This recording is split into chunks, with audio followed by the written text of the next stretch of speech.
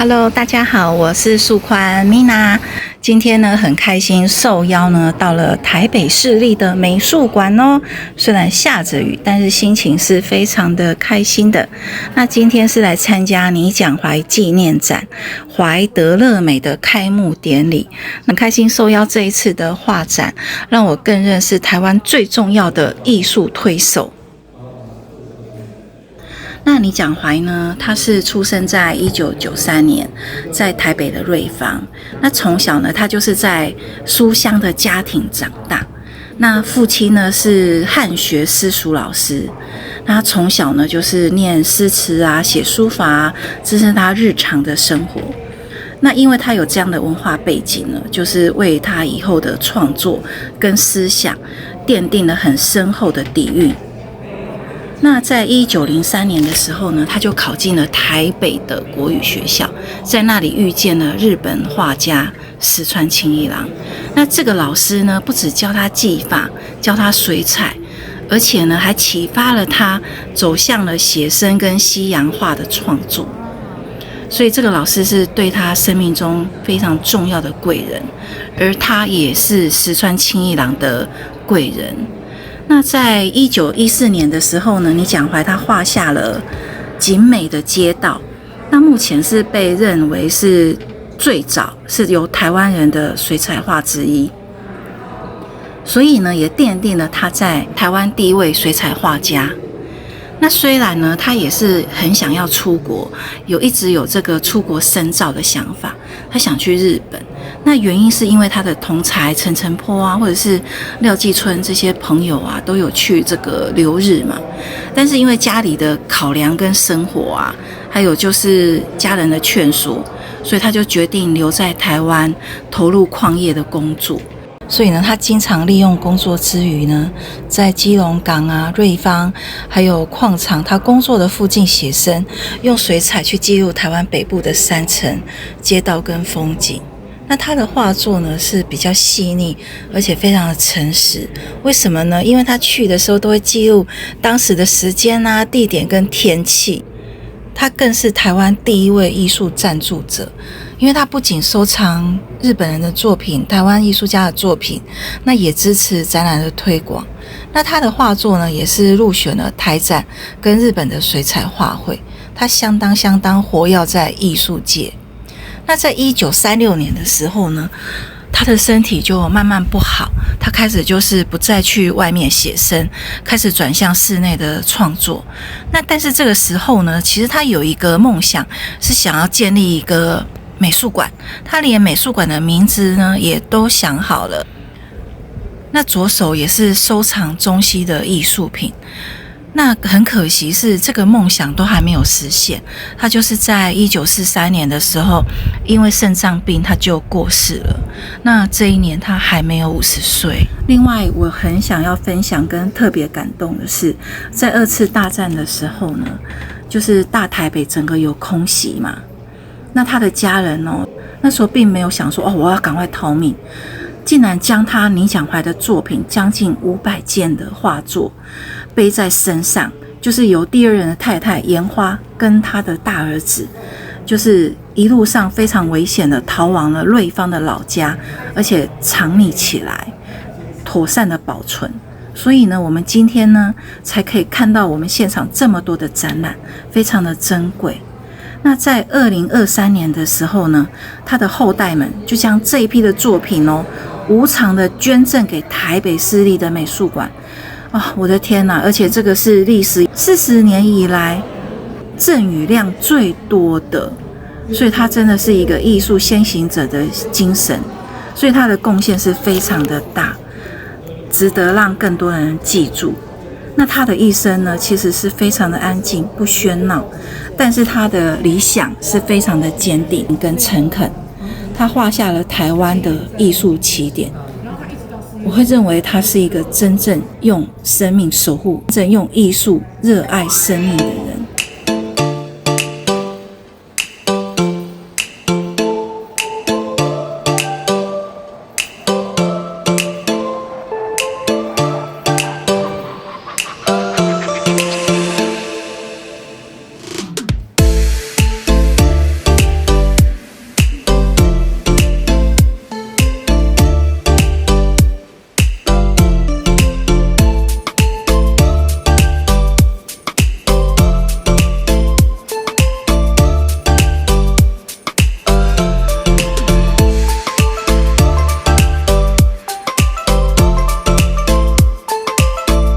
楼呢，还有一个非常值得关注的艺术家，也是我很喜欢的一个艺术家，也是梦想能够到国外看到的艺术家。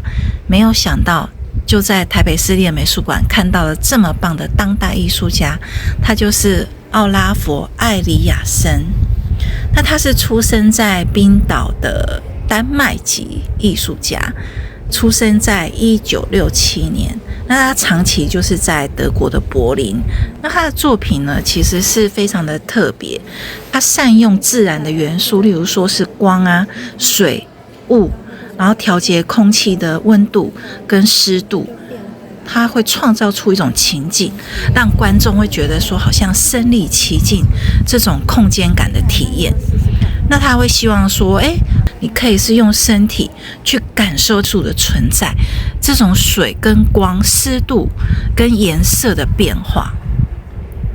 那他在1995年的时候，在柏林成立了自己的工作室嘛，他应该是跨领域的实验室，因为呢，里面不只是有艺术家哦，他还有结合建筑师、工程师，还有气候学家，然后大家一起合作，把艺术变成一种空间、环境跟社会的议题综合的实践。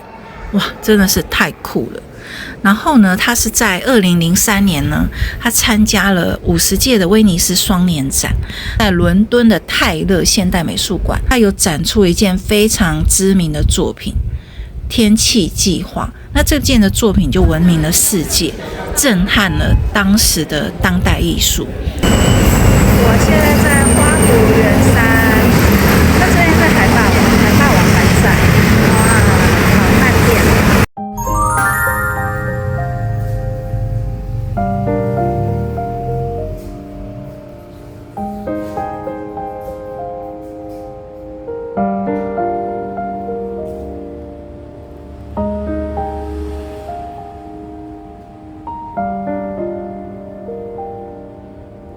来到永康街一票票画廊，来看陈幼瑜的作品。其实一直很喜欢小瑜的作品，我都叫她小瑜。那这一次的展览呢，其实让我非常的惊艳，因为她一直在研究媒材，然后每一件的作品呢都非常的动人跟细腻。早期的媒材呢是在油画、复合媒材上面。那这一次呢，他带来了更多的胶彩，但是他的胶彩呢，就是更颠覆以前传统的胶彩印象。那在作品上面呢，他就是一直不断的突破，一直保有他特有的细腻跟温柔，更生活的内心对话。那在作品里面呢，有时候会看到他内心小世界的一些呐喊，例如婚后的生活。有一张作品是苦瓜，那里面的字呢，他就是会用凸版的印刷方式，用手刻的，然后就会写出婚后的一些心得感想，就会觉得跟这个苦瓜有点对应的这个苦这样子，觉得非常的有趣。就是会把苦瓜拿来作为一个创作，表现在就是婚后的心情还有故事。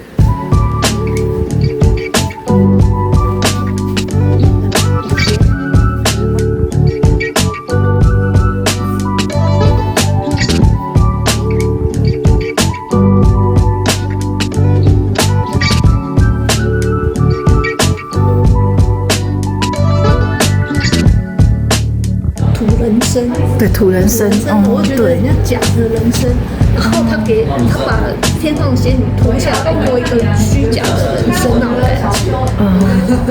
对，这一张是这样子在。原来这故事是这样来啊，好特别哦。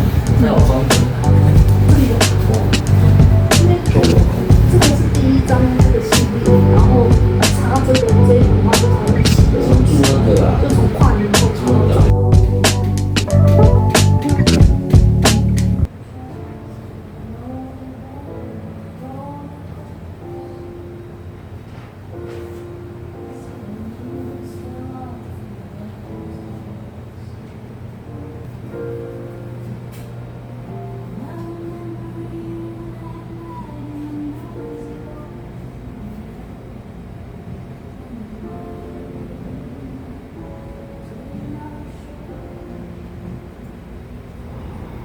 这一次呢，来到了青田艺集。如果有来青田街的话，可以排入一个艺术散册里面。然后这里可以蛮适合，就是做一个最后的一个结尾，因为可以来这边就是吹个冷气呀，然后喝个咖啡。那很感谢青田艺集的邀约。那因为青田艺集10周年庆，所以有安排这样子的一个画展。它是一个艺文为导向的咖啡馆跟餐厅，就是以法式餐为主。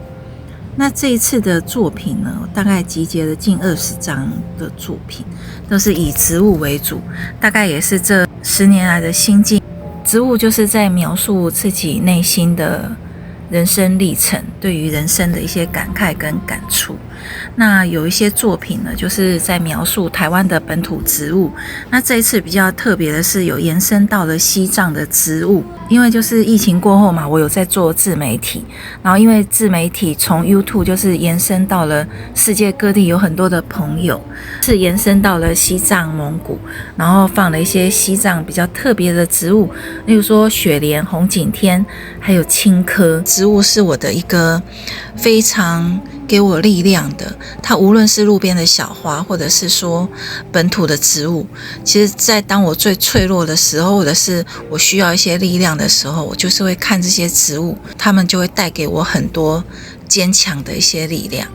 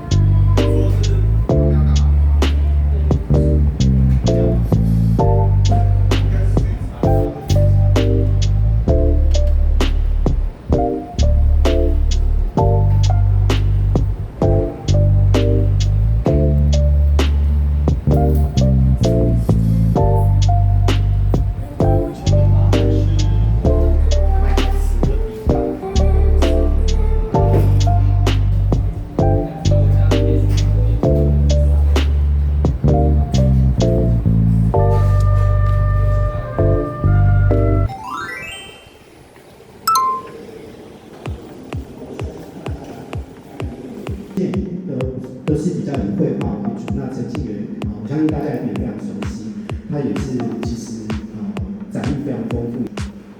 然后最后一位是曾健，曾健也是应该是他们里面最年轻的，有想法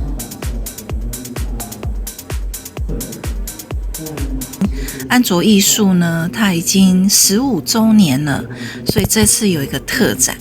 那除了特展之外呢，它也是有一个座谈会。那这次的特展叫做生命树。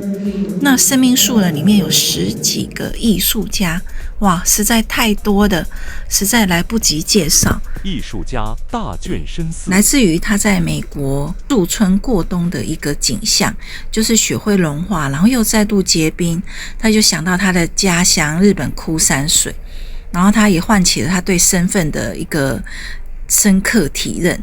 因为在异乡，我们对自己的存在感跟自己的怀疑感是会更深刻的。哇！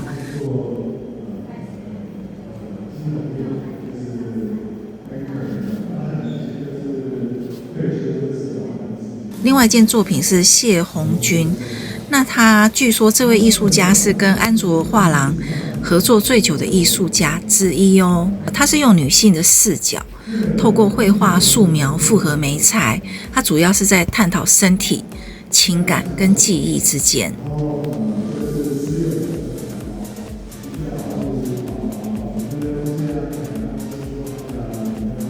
有时候看到这些作品，其实我就会比较莞尔一笑，我会觉得哇，真的是太奇妙跟有趣了这样子。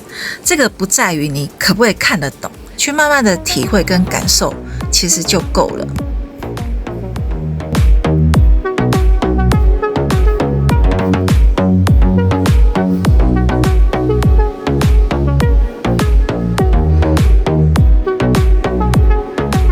青云，我就是要来这里。那晚上是酒馆哦。今天呢，来到台北的万华历史建筑青云阁。那它这个是在日据时代，它是属于巴洛克的建筑。那因为之前呢，就是它不小心被这个隔壁的建商给拆掉了，然后被罚了50万，然后他们又重盖了起来。那这个是属于巴洛克式的风格洋楼。那现在是咖啡馆，才刚开幕，大概没有几天。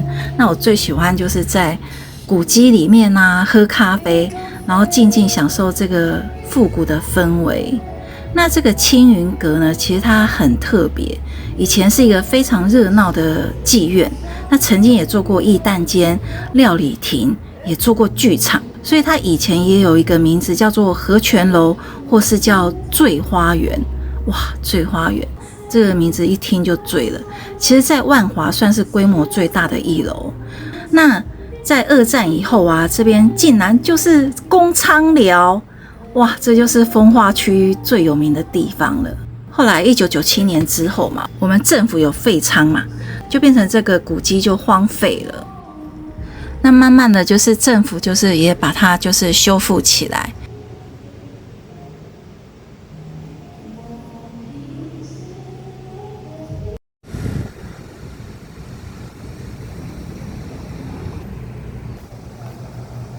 走完这边呢，就可以刚好去这个万华的夜市华西街看一看，这就是这一条很多很有名的小吃，那以前卖蛇肉的地方。好，那今天就已经分享完艺术散策咯，那我们下次见，拜拜。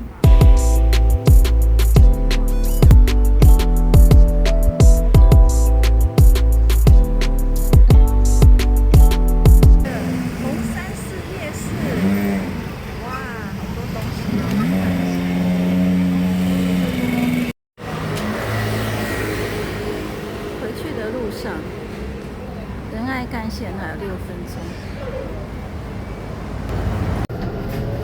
太不可思议了！竟然这个车可以到我们